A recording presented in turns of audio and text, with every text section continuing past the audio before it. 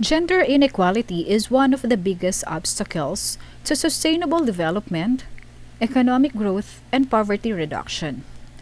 Goal 5 aims to provide equal opportunities for men and women in economic life, the elimination of all forms of violence against women, the elimination of early and forced marriage, and equal participation of both men and women at all levels. So before, we are in a society where women should only stay at home to take care of the household, while the men should be the ones to be sent to school as well as the ones who will be providing for the family. Women do not achieve the rights equally compared to women. However, now things have changed and women started to be represented fairly, such as 25% of women are into national parliaments and 36% are in the local government. And during the pandemic, 70% of women are on the front lines, which are composed of health and other essential workers. What are the action plans to be able to achieve goal number 5?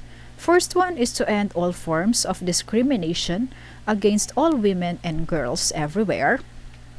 Second one is to eliminate all forms of violence against women in the public and private sectors, including trafficking and sexual and other types of exploitation. Third is to eliminate all harmful practices such as early and forced marriage and female genital mutilation. Child marriage or early marriage is any marriage where at least one of the parties is under 18 years of age. And then forced marriages are marriages in which one or both parties have not personally expressed their full and free consent to the union. Whereas for female genital mutilation involves the partial or total removal of external female genitalia or other injuries to the female genital organs for non-medical reasons. This practice, which is actually done in other countries, I haven't heard of any practice which is done here in the Philippines. So this practice has no health benefits for girls and women. It might cause severe bleeding and problems urinating, and later on cyst formation, infections, as well as complications in childbirth, and increased risk of newborn deaths. Female genital mutilation is mostly carried out on young girls between infancy and the age of 15. And also, this female genital mutilation is a violation of the human rights of girls and women. Next one is to recognize and value unpaid care and domestic work through the provision of public services, infrastructure, and social protection policies, and the promotion of shared responsibility within the household and the family as nationally appropriate. Another one is to ensure women's full and effective participation and equal opportunities for leadership at all levels of decision making in political, economic, and public life. In the Philippines nowadays, women are already part of the political setting, wherein some women are members of the Senate, Congress, and we even had female presidents such as Corazon Aquino and Gloria Macapagal Arroyo. Next is to ensure universal access to sexual and reproductive health and reproductive rights. A very good example of this here in our country is the Reproductive Health Law or the RH Law, which guarantees universal access to methods on contraception, fertility control, sexual education, and maternal care. Next one is to adopt and strengthen sound policies and legislations for the promotion of gender equality, and the empowerment of all women and girls at all levels. Access to drinking water and sanitation is a human right, and together with water resources, which is a key determinant in all aspects of social, economic, and environmental development. Besides access to drinking water, sanitation, and hygiene, Goal 6 comprises additional targets such as protecting and restoring water-related ecosystems, which includes mountains, forest, wetlands, rivers, and lakes. Goal 6 aims to improve water quality and reduce water pollution, especially the type caused by hazardous chemicals. It also advocates cross-border cooperation as the key to managing water resources in an integrated fashion at all levels. So by 2030, the goal is to achieve universal and equitable access to safe and affordable drinking water for all.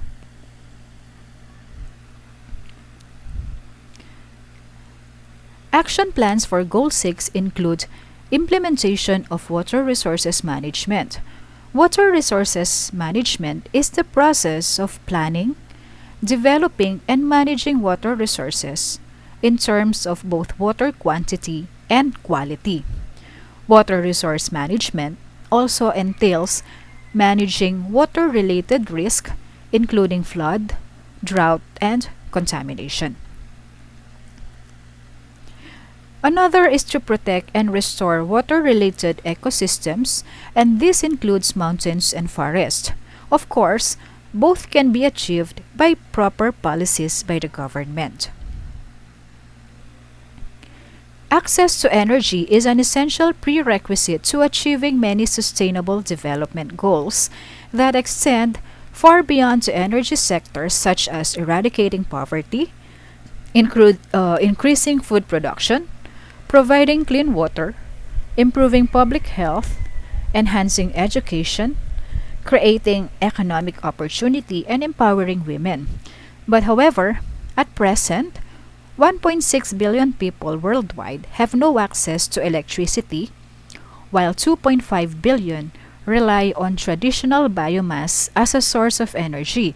Examples of traditional biomass are wood fuels, agricultural byproducts, and human or animal waste that are burned for cooking and heating purposes. So since wala silang electricity, so gumagamit sila ng kahoy, and then minsan human or animal waste that they burn so that they can be able to cook and give them heat during cold season. Goal 7 thus advocates universal access to affordable, reliable, modern energy services. It aims for a substantial increase in the share of renewables in the global energy mix and doubling in the global rate of improvement in energy efficiency. Another action plan is by prioritizing energy efficient practices. So examples of these energy efficient practices are replacing energy saving bulbs or replacing bulbs with LED lights. Pwede ring disconnecting any appliances or cords or chargers when not in use. And pwede ring using solar energy panels and many other energy saving practices. Another plan is to invest in energy infrastructure and clean energy technologies. Lastly is to promote research in renewable energy and energy efficiency. All researches should be shouldered and supported by the government since all of us will be able to benefit from these researches in the future. According to current figures, over 200 million people around the world are unemployed, especially young people. Employment and economic growth provide or play a significant part in combating poverty. So the creation of sufficient decent jobs are of key importance not only for developing countries but for emerging and industrialized economies too. Goal 8 includes targets on sustaining economic growth, increasing economic productivity, and creating decent jobs.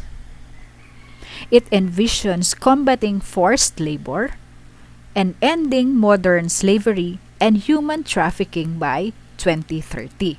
So by 2030, it is expected that we achieve full and productive employment and decent work for all women and men, including young people and persons with disabilities, and achieving equal payment for work. So, to achieve those that have been mentioned, immediate measures and effective policies should be done and administered to prevent forced labor, modern slavery, and human trafficking, and in the elimination of child labor. So, as you have observed, many children who should be studying instead are forced to work at a very young age in exchange for a small amount of money because of poverty.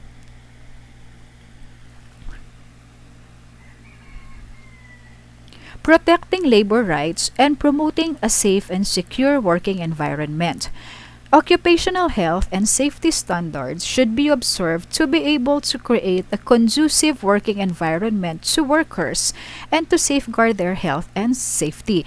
So on the last part of CPH, we have a separate topic about occupational health. So under occupational health, as just what I have mentioned, is to create a conducive working environment to workers and to safeguard their health and safety. So meaning kapag sa occupational health, kasama dito yung, for example, you are a health worker, to ensure your safety due to pandemic, due to COVID, kailangan naka-PPE ka.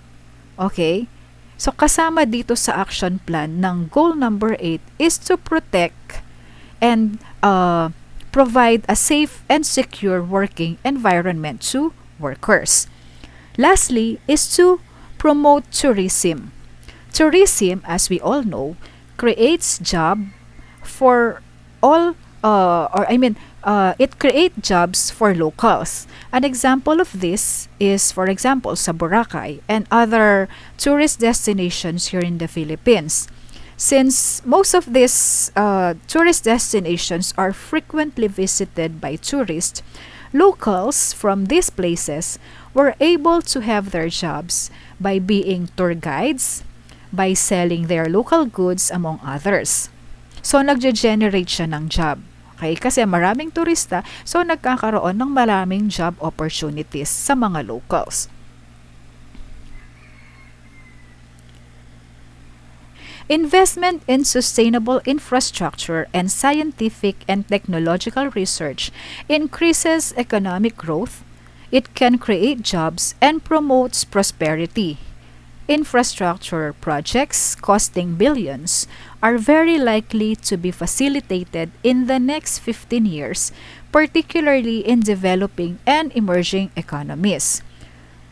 Goal 9 therefore aims to build resilient infrastructure. Examples of these infrastructures are buildings, roads, internet access, and the like that are needed for industrialization, to promote industrialization and foster innovation. It means that it aims to support technology development, research, and innovation, especially in developing countries. It can also provide small-scale industrial and other companies with greater access to financial services. So the more buildings, the more roads, mas mabilis yung pasok ng employment. So meron tayong bridge towards a certain job. Like for example, kapag may building na bagong tayo, okay, so meaning maraming magre-rent doon na companies. So kapag maraming companies, marami ring job opportunities for everyone. And also goal number 9 advocates providing universal and affordable access to the internet in the least developed countries of the world. So, andito siya, dito sa increase access to information and communications technology. So, I'm gonna ask you, were we able to achieve this regarding internet connection? Like having an affordable access to internet. So, sagutin nyo na lang yan sa sarili nyo. And then by 2030, upgrade infrastructure and retrofit industries to make them sustainable with increased resource use efficiency and greater adoption of clean and environmentally sound technologies and industrial processes.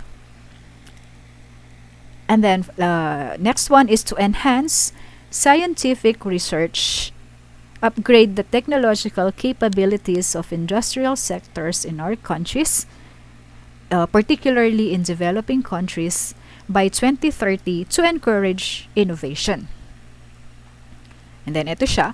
The next one is to significantly increase access to information and communications technology and to provide universal and affordable access to the internet, especially those in the least developed countries by 2020.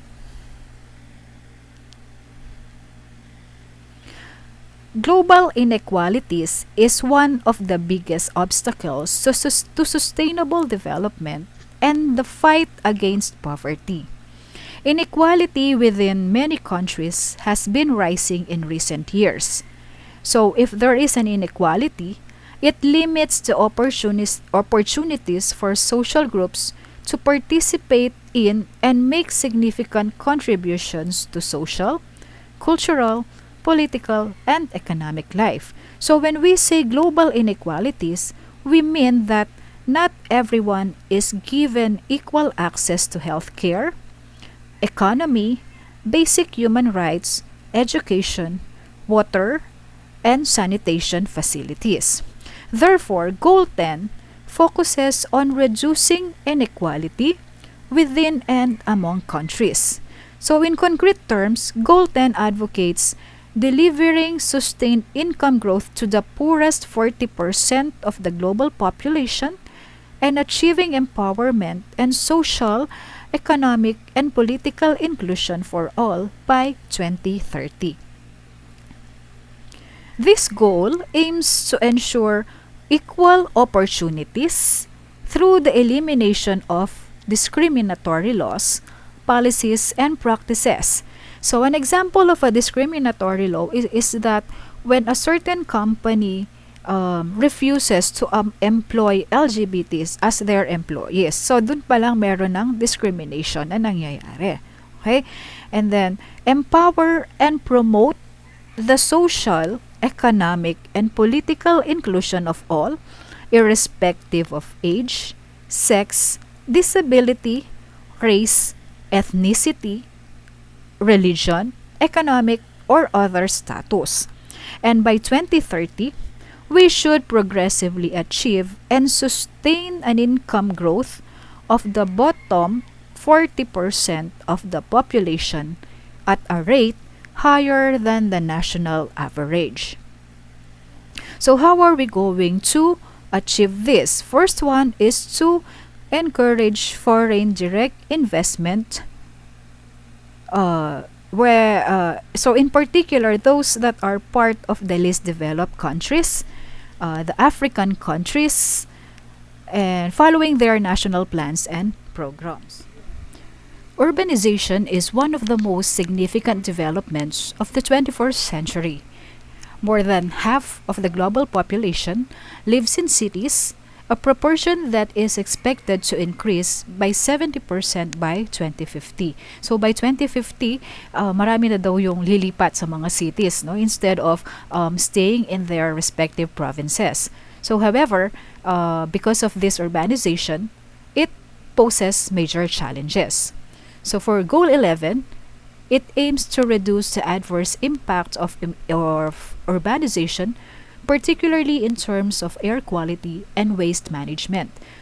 It also aims to ensure universal access to safe and inclusive green and public spaces, especially for women and children, older persons, and persons with disabilities, and to provide access to safe and affordable housing and transport systems.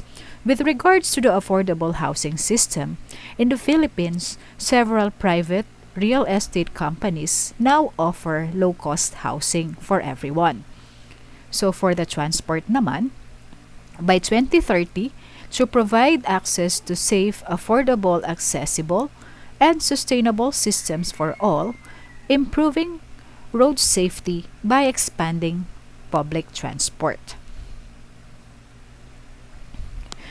Another one is to strengthen efforts in protecting the world's cultural and natural heritage.